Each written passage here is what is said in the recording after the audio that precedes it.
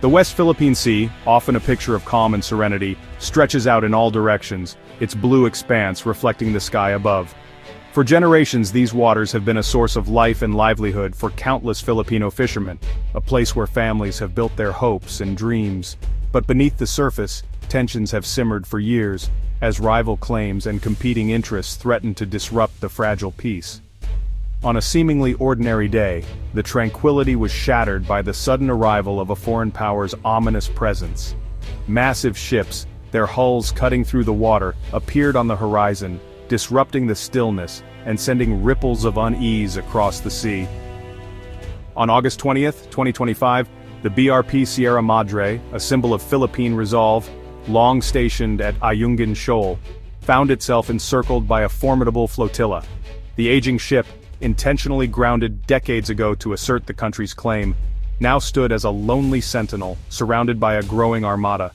The horizon was soon dotted with Chinese vessels, their white hulls gleaming in the sun, a deliberate and unmistakable show of force.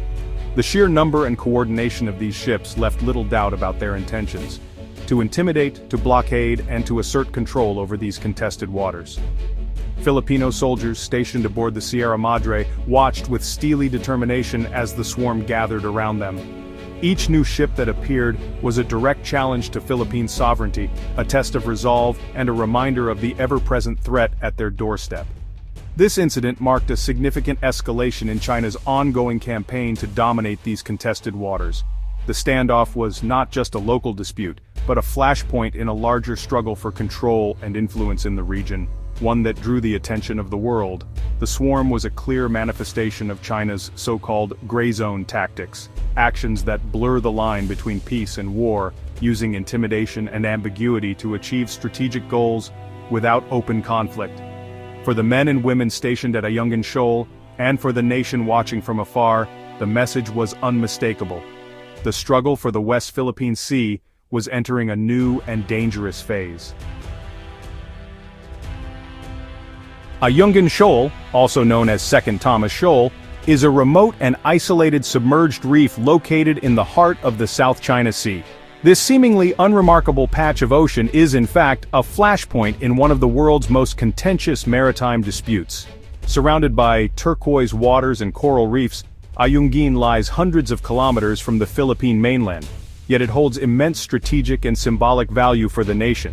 The shoal sits well within the Philippines' Exclusive Economic Zone, or EEZ, a maritime area recognized under international law where the Philippines has special rights to explore and use marine resources.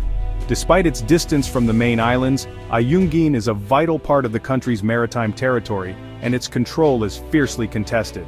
In 2016, the Arbitral Tribunal at The Hague delivered a landmark ruling that invalidated China's sweeping claims over the South China Sea, including those that overlapped with the Philippines' EEZ.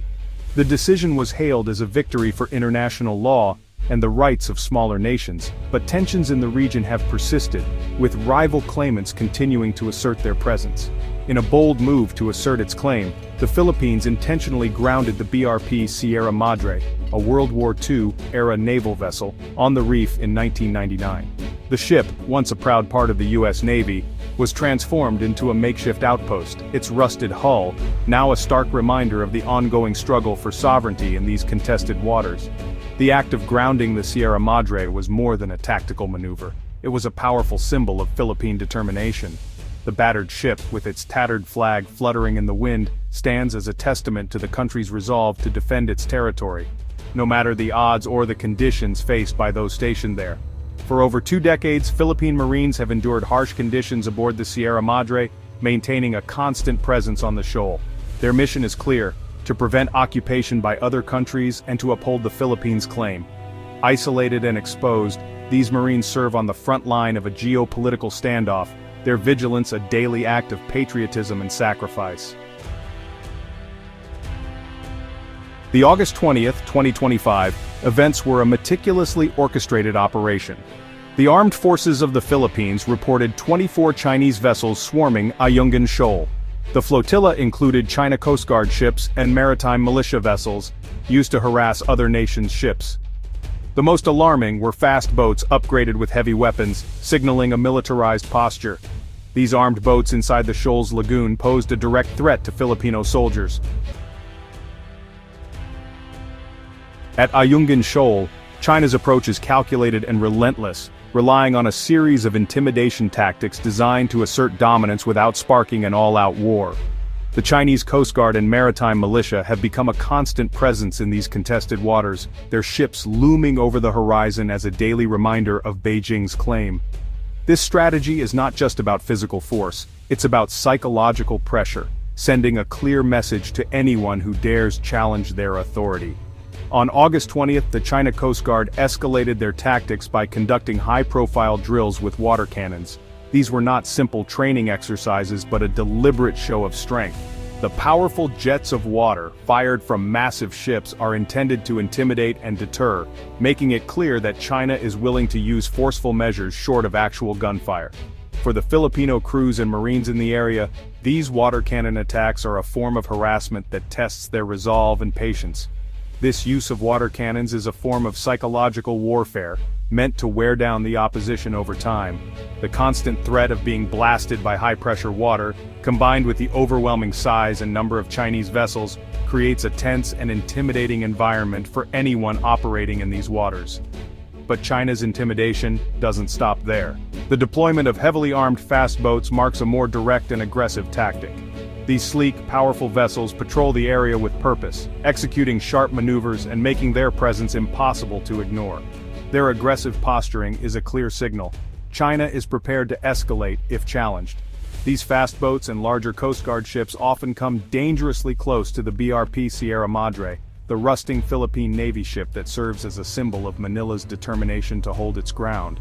The proximity of these vessels is not accidental, it's a calculated move to intimidate the Filipino defenders and test their limits. On board the Sierra Madre and in the surrounding waters, Filipino Marines stand guard armed only with small arms and their determination. Despite being outgunned and outnumbered, these Marines face a blatant and persistent threat. Their resolve is tested daily as they watch the Chinese ships maneuver ever closer, knowing that any misstep could trigger a dangerous escalation. In one particularly tense moment, small Philippine rubber boats attempted to block the path of an armed Chinese fast boat.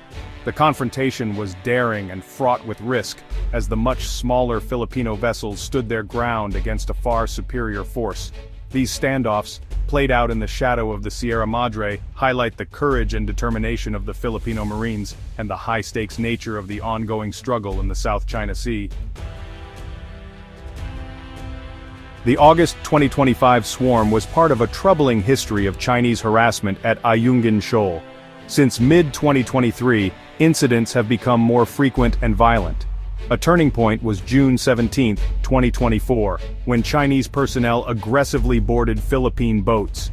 They punctured vessels and seized equipment, injuring a Philippine sailor. This violent episode marked a dangerous precedent, drawing international condemnation.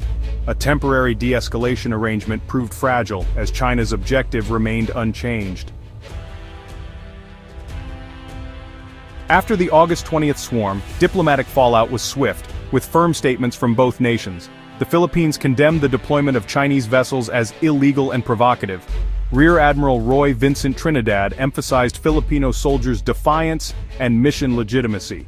Beijing portrayed its actions as defense of its territory, demanding the Philippines cease provocations. The China Coast Guard vowed to continue operations to defend China's sovereignty. This rhetoric is standard for Beijing, despite the 2016 Hague Tribunal ruling invalidating its claims. The crises at Ayungin Shoal are more than a territorial dispute, they challenge Philippine sovereignty. The West Philippine Sea is vital for Filipino fishermen and holds potential energy resources. Allowing China control would mean surrendering resources and accepting a diminished national status. The standoff tests the rules-based international order and the 2016 Hague Tribunal ruling. Ignoring legal rulings sets a dangerous precedent for global governance. Regional stability hinges on peaceful resolution of differences, not might makes right.